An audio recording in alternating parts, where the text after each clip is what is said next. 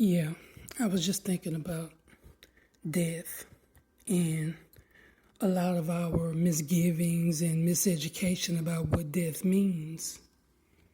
A lot of us think that leaving the physical body equates to death. And this is just not true. It's a lot of people walking around on this earth right now, in physical bodies and all, who are totally dead. Dead to the world. Discompassionate, lack of compassion, indifferent, cold-hearted, obstinate, reckless, careless. Don't give a F about anybody, and many of them including their own selves. Death and transitioning, two different things. A person can leave the physical body and not die. That's called transitioning. It's just changing spheres, going to a different dimension or reality of existence, going from one existence to another.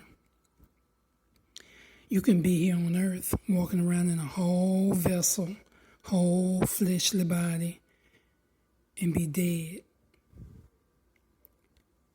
We hear this a lot about the spiritually dead people.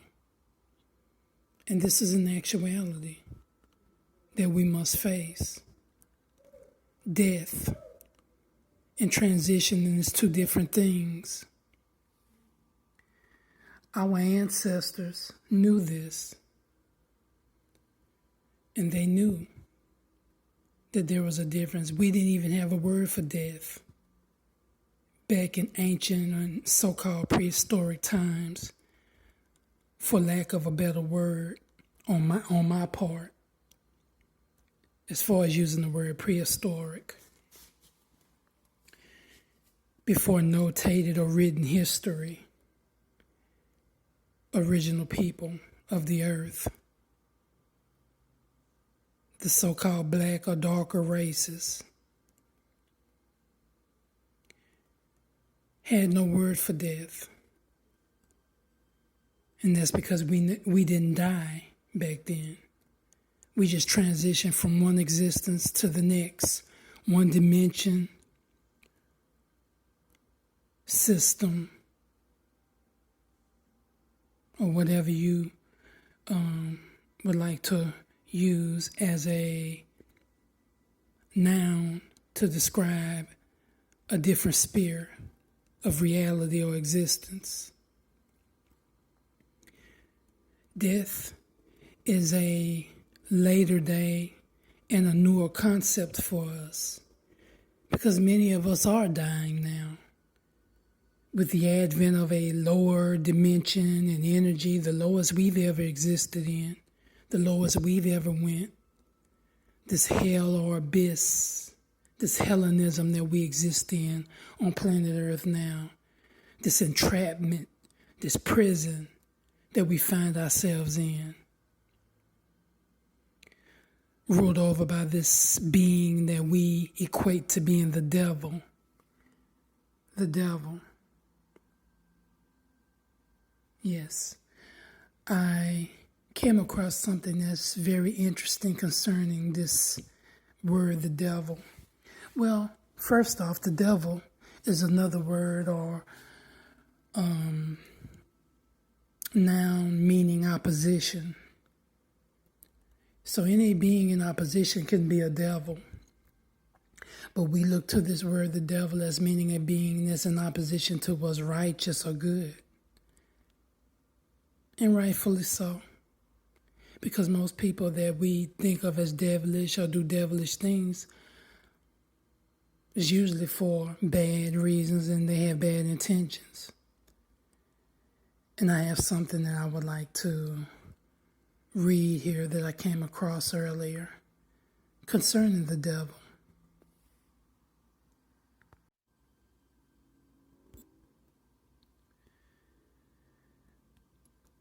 This is a particular symbology of the devil written out by a particular person who went by the name of P.D. Ouspensky.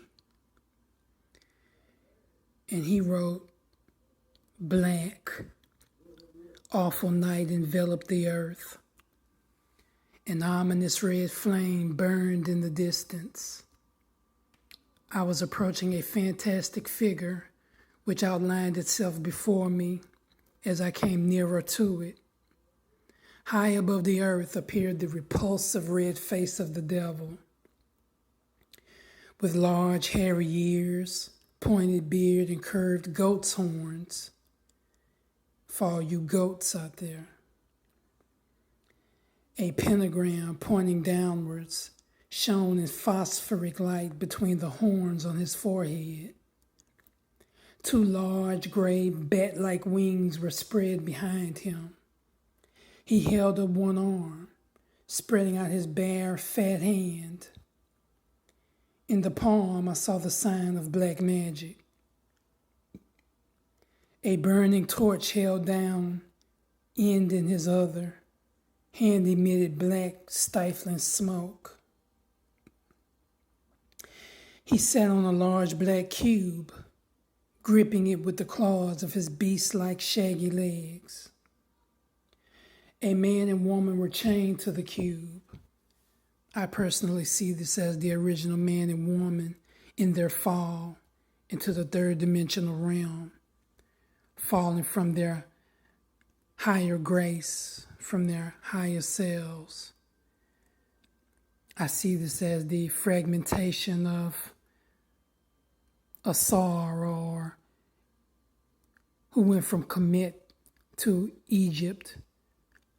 A Tsar in Kemet turned into Osiris in Egypt.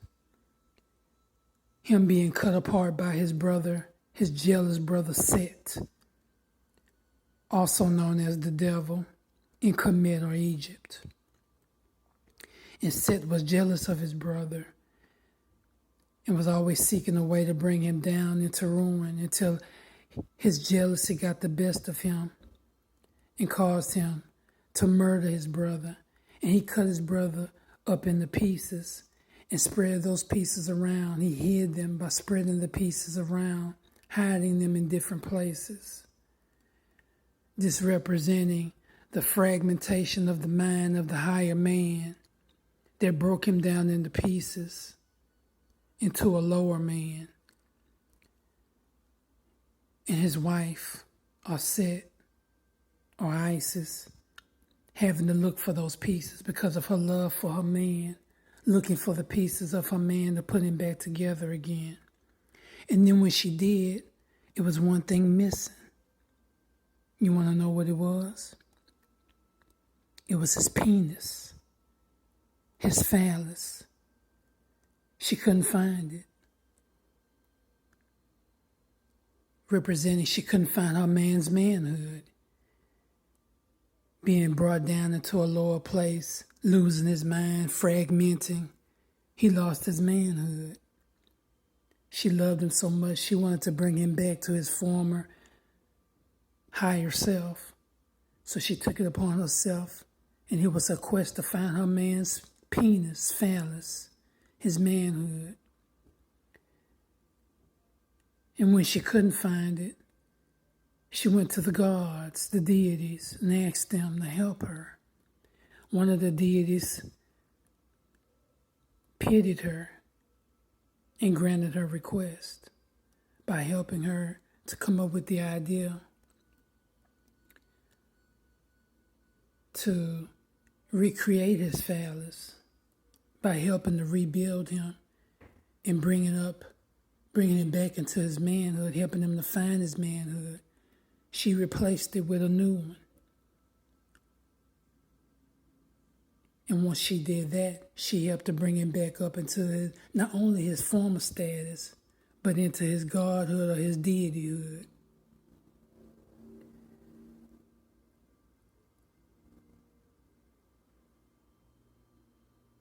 So that's why it's so important for the original man and woman to work together.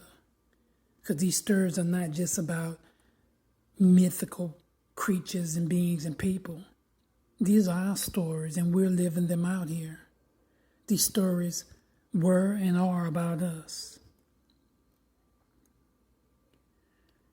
So the story of the devil, the story of Set, written out in these words. Let me continue. A man and woman were chained to the cube, the same man and woman I saw in the garden. Could that be the Garden of Eden? But now they had horns and tails tipped with flame, and they were evidently dissatisfied in spirit and were filled with protest and repulsion. This is a picture of weakness, said the voice, a picture of falsehood and evil. They are the same man and woman you saw in the garden. This is when they were in their higher state, but their love ceasing to be a sacrifice. Their love ceasing to be a sacrifice became an illusion.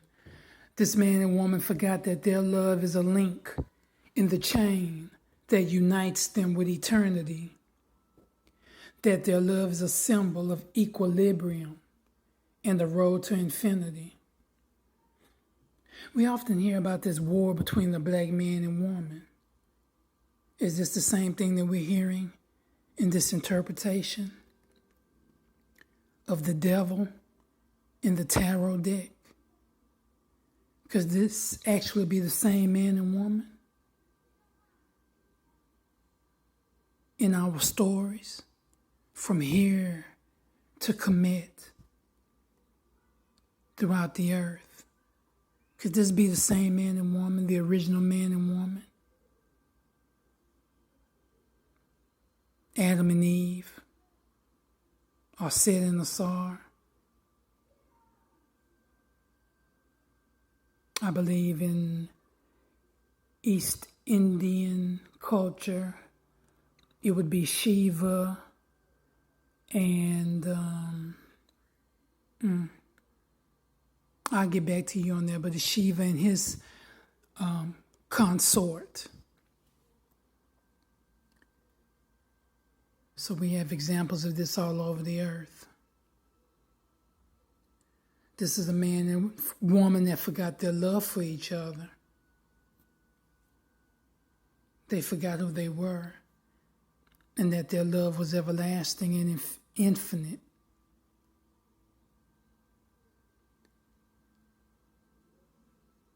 This is when they stopped transitioning and fell into death, a death state. Death and transitioning are two different states of being. Death means an ending. Transitioning means continuing on, but from one state to another. One continues on. It may change form or shape, but it continues on. One comes to an end and dies off and is no more.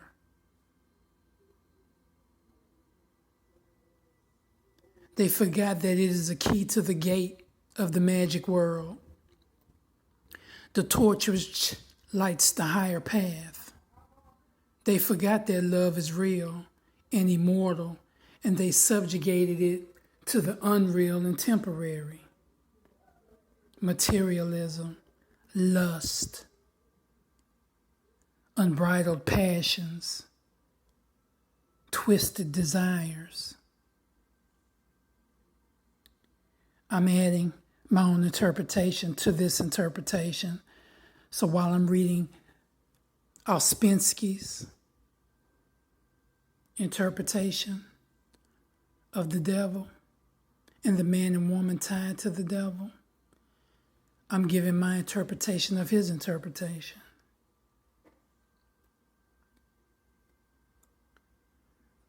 I'm breaking it down and simplifying its meanings.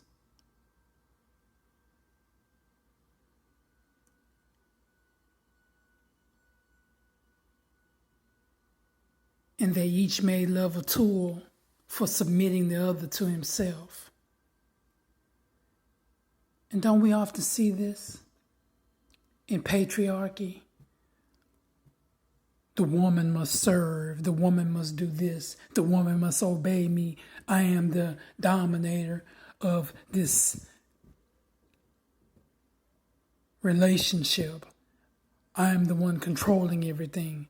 The woman must do this and the woman must do that.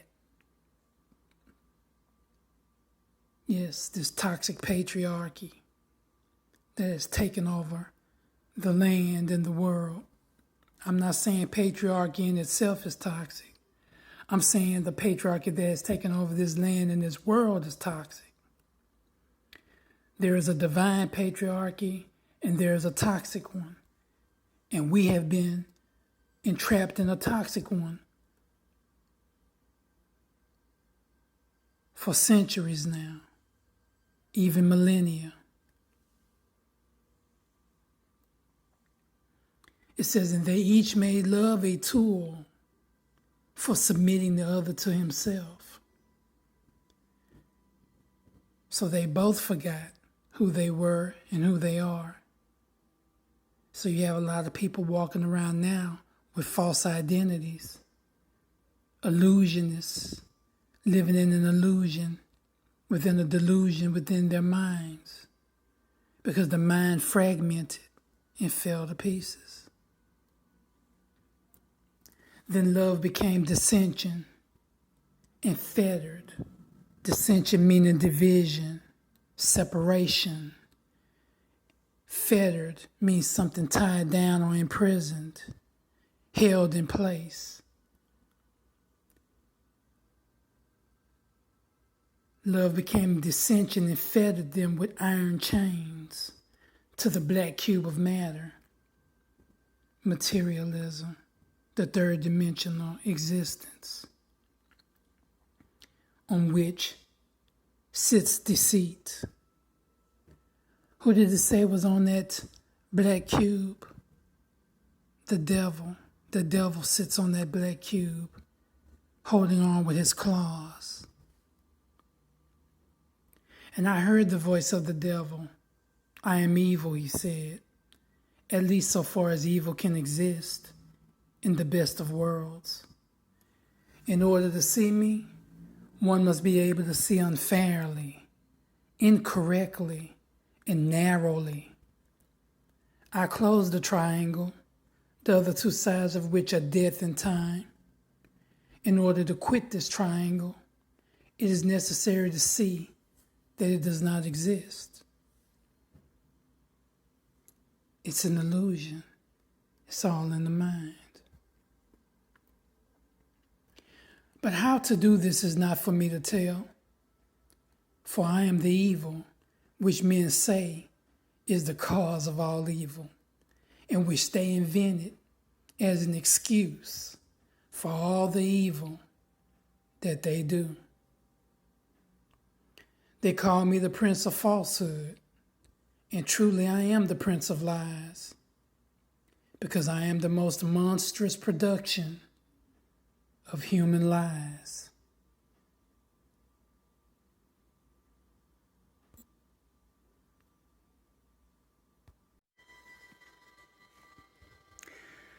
You know, it came to me that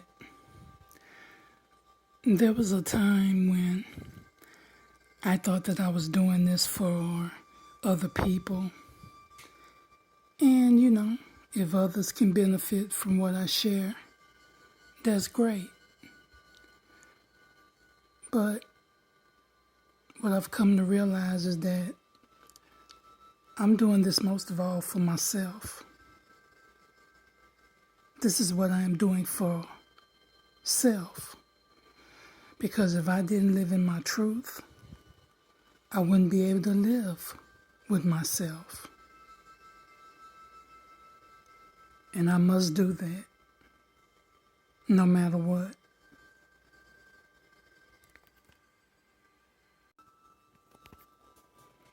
And in that way, I conquer my own devil. and I mend my own fragmented mind. I become and am the wounded healer, putting myself back together again so that I can be a whole being and be one with myself, mind, body, and spirit, along with my soul.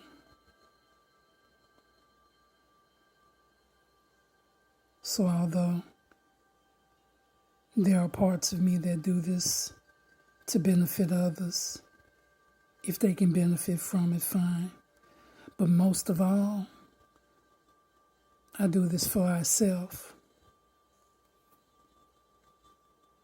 so that I can be able to look at ourselves and live with ourselves. Because in the end, all I have is ourself. Until next time.